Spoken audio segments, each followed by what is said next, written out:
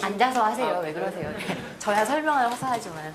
그 진보신당의 하반기 핵심 사업의 하나로 타이틀로만 하면 그 간접 고용을 비롯한 전체 노동자들의 권리를 쟁취하는 투쟁, 이게 하반기 핵심 사업으로 잘 채택되어 있고, 얘기하셨던 것처럼 이제 노조법 2조 개정에 대한 노조법 2조로 이슈를 집중하는 것에 대해서 이제 대표단 토론이 좀 있었고, 그래서 심지어는 이제 우리 강상부 좀 나가시는데, 심지어 이제 우리 그 특정 부대표들 같은 경우는 아예 전면적으로 그냥 노조법 2조 운동 이렇게 해버리는 게 더 선명할 수도 있겠다.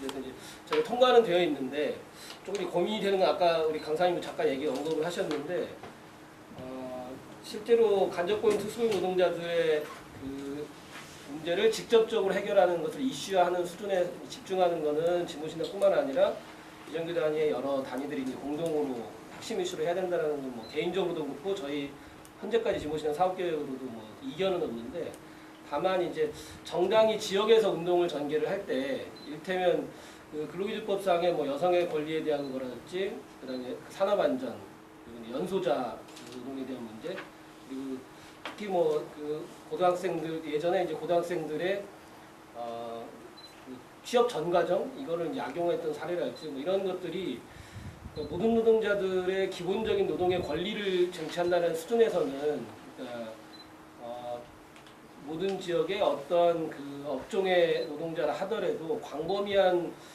좀 근본적인 노동권에 대한 요구 이런 것으로 진보신당 또는 지역의 사회단체들이 같이 전개하는 것이, 그러니까 실제로 이제 국회에서의 노조법 2조가 되었던, 아니면 이제 그 시민사회적 수준에서 간접고용 특수고용 문제의 핵심 고리를 뚫는 데 있어서도 방식적인 측면에서 보면은 그런 부분이 적절하지 않겠나 이런 좀 고민이 있고요. 노동상권이 조직노동자의 이슈다 이런 문제라기보단 그런 고민이 있어서 실제로도 저희 지역 실무자들이 그런 의견을 실제 가지고 있고요.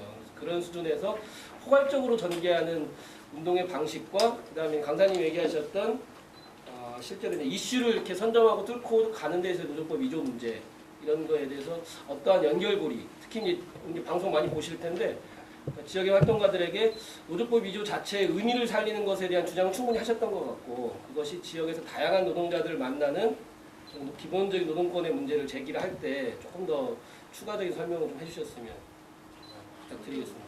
네. 노조법 2조 개정운동 나왔을 때 어쨌든 이 법이 위치하고 있는 것이 노동조합에 관련된 법률에 있는 거잖아요. 말씀하셨다시피 그 노동조합이 있어야 노동자의 단결해서 권리를 옹호할 수 있는 측면이 굉장히 많긴 하지만, 어쨌든 그 조직된 노동자들이 만든 노동조합 법이라는 것을 가지고 의미가 한정되지 않나라는 생각이 드는 거예요. 그래서 근로기준법 2조 개정운동을 이렇게 연결시켜서 같이 하는 방법이 없을까. 저희 예전에 그 사내아동법 관련해서 당에서 토론해서 오민규 동지 오셔서 하고 이랬을 때 그런 문제제기가 나왔었거든요. 그래서 그러니까 그거를 연결시킬 수 있는 매개가 있는 건지, 아니면 노조법 2조 개정이라는 그 타이틀로 가는 이유가 일단 무엇인지 그게 좀 궁금해요. 두 분 질문이 저는 약간 제가 다르게 답을 해야 될 것 같은데, 저기 뒤에 거부터 먼저 답을 할게요. 그 근기법 2조 얘기를 하셔가지고 우리 그 같이 연대하는 단위에서도 그런 제기를 하시는 분들이 있는데, 요거는 좀 설명을 해야 될 것 같아요. 저는 요거는 조금 이해를 하셔야 될 것 같아요.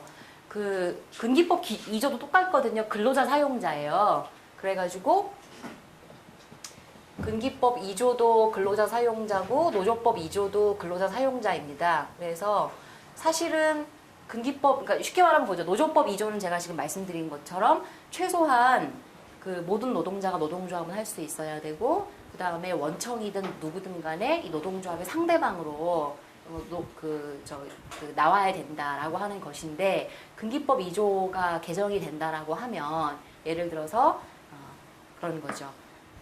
근기법 2조의 근로자라고 하면은 우리 특수고용을 놓고 봤을 때 노동삼권만이 아니라 근로기준법에 적용을 받게 되는 것이고, 사용자라고 하게 되면은 만약 근기법상 사용자가 된다라고 하면은 현대자동차의 예처럼 현대자동차가 직접 고용까지를 포함하는 모든 그런 정규직화 말하자면은 모든 책임을 가지게 된다는 것을 의미하게 되는 거여서, 내가 말하자면 어떤 권리를 보장받을 수 있는가에 관련돼서 근기법 2조가 더 센 것처럼 보여요. 그쵸? 예를 들어서 학습, 아까 말씀드린 것처럼 학습지 노동자다. 노조법 2조는 노동 그 3권만 보장하는 것인데 만약에 근기법이 보장이 된다라고 하면 근로기준법이 다 적용되는 것이고, 그 다음에 간접고용 내가 그 만약에 학교의 용역 노동자다. 노조법은 그 노동 3권을 보장하는 것인 거에 비해서 만약에 근기법상 학교가 사용자다라고 나오게 되면 학교가 직접 고용도 해야 되고 학교가 모든 근로기준법상의 책임을 져야 되는 거니까 훨씬 요구가 높은 것처럼 보이잖아요. 그래서 이게 뭐 최소한 같이 제기가 되거나 이렇게 되어야 되는 거 아니냐라고 제기하시는 분들이 있는데 약간 이해를 하셔야 될 게요. 법적으로 근기법 2조에 적용을 받는 노동자가 훨씬 좁습니다. 좁게 됩니다. 왜냐하면 지금 말씀드린 것처럼 근로기준법이 적용된다라는 의미는 직접적으로 사용자한테 비용이 발생하는 문제가 돼요. 임금, 퇴직금, 노동시간, 뭐 고용 이걸 다 책임져야 된다는 얘기가 되거든요. 사용자한테 부과되는 책임이 훨씬 많아지기 때문에요. 어쩔 수 없이 근로기준법상의 근로자는 노동조합법상의 근로자보다 좁아질 수밖에 없고요. 근로기준법상의 사용자 역시 노동조합법상의 사용자보다 좁아질 수밖에 없어요. 이거는 법리상 그렇게 될 수밖에 없어요. 이거는. 왜냐하면 사용자가 직접적으로 책임이라는 게 돈이 발생하는 문제가 되기 때문에. 그래서 이게 훨씬 요구가 높은 수준인 건 맞는데요. 적용받는 노동자의 규모를 놓고 봤을 때에는 훨씬 말하자면은 뭐 이런 표현이 될까요?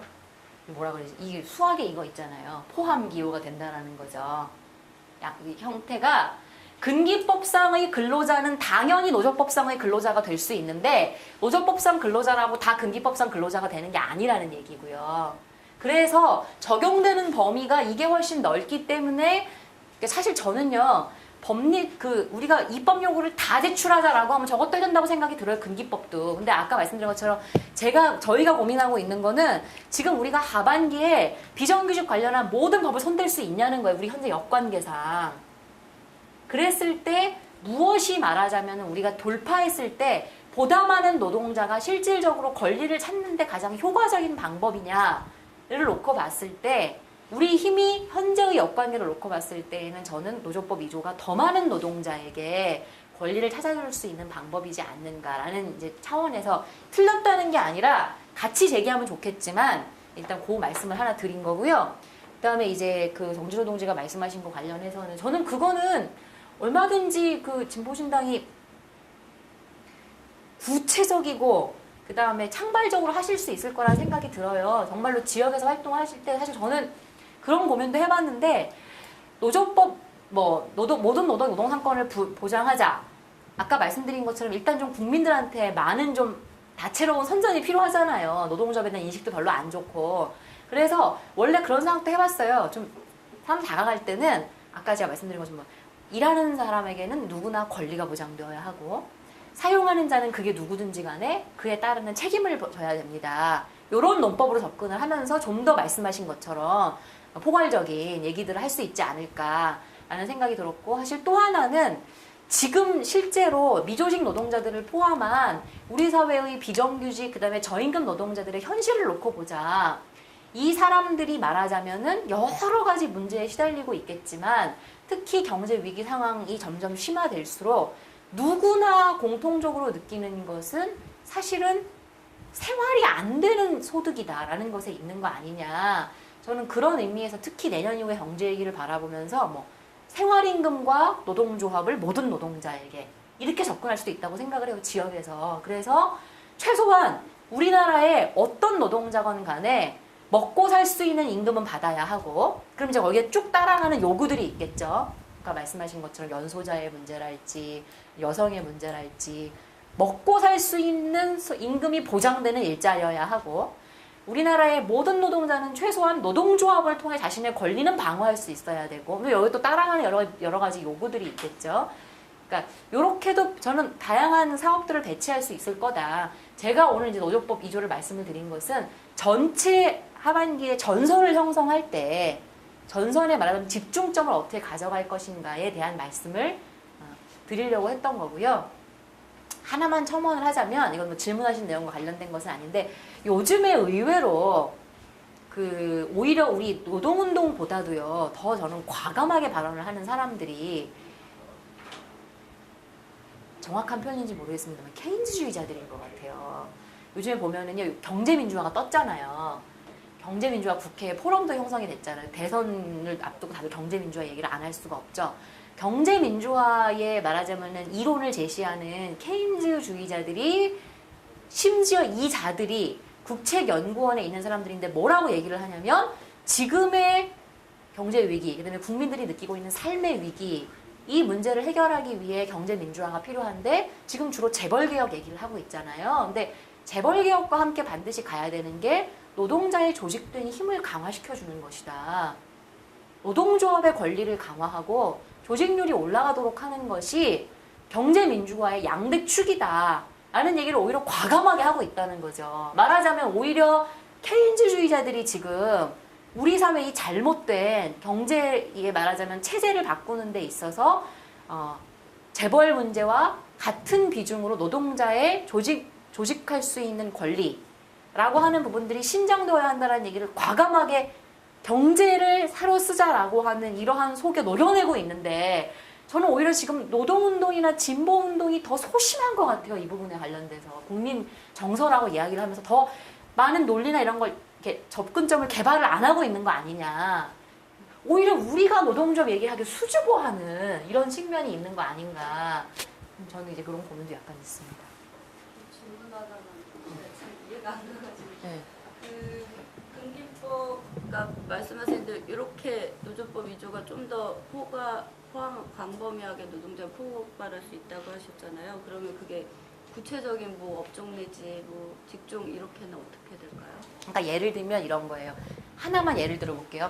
특수고용 노동조합 단위들이 원래 이거 두 개를 다 제기를 했었어요. 10년 동안. 이거 두 개를 다 요구로 걸다가 작년에 거의 1년간 치열한 내부 토론을 해서 물론 우리 요구는 저게 두 개 다다. 두 개 다지만 2012년 정세에 우리가 무엇을 가지고 공동투쟁을 할 거냐라고 했을 때 노조법 2조로 정리를 한 거예요. 왜 그랬느냐?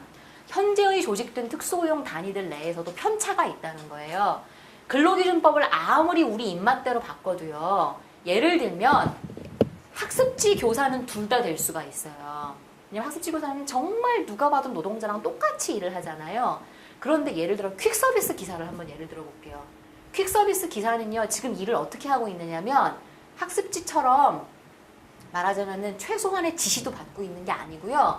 요즘에 대부분 핸드폰이나 PDA가 잘 돼 있다 보니까 이런 그 빌딩에 군데군데 퀵서비스 기사들이 모여 있으세요. 아침에 거기로 자기가 출근을 해요. 사무실을 가는 게 아니고요.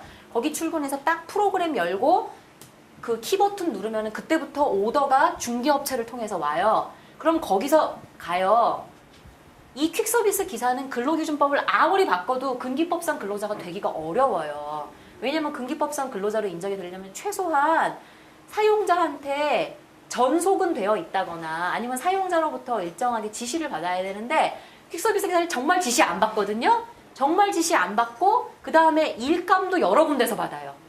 A 업체, B 업체, C 업체에서. 그러니까 이런 사람들은 퀵서비스 기사들은 근기법 바꿔도 근기법이 안 되는 노조법은 들어갈 수 있거든요. 이런 사람들은. 그래서 우리가 보니까 야 특수고용 단위에도 지금 다양한 직업들 조직이 되어 있는데 그 중에서 근로기준법으로 포괄될 수 있는 직종이 더 소수고 앞으로 늘어나게 될 점점 더 많은 직종들이 노동조합법으로 포괄될 수 있기 때문에 우리가 공통의 분모를 노조법을 찾은 거거든요. 그런 차이가 있다라고 하는 거죠. 예, 우리 오늘 강사님께서 그 1시에 서울역에서 기차를 타시는 일정이 있어서 질문이 더 많으시겠지만 따로 뭐 이메일이나 뭐 그런 걸 이용해서 질문을 해주셨으면 좋겠고요. 그 의외로 생각보다 많은 당원들이 지금 생중계를 보고 있는 것 같아요. 중간에 중앙당으로 이제 빨리 자료를 올려달라. 교환이 없으니까 답답하다. 뭐 이런 항의도 들어왔고요. 그래서 오늘 그 하반기 비정규직 투쟁과 관련한 교육은 이것으로서 마치도록 하겠습니다. 감사합니다. 다 나갔어.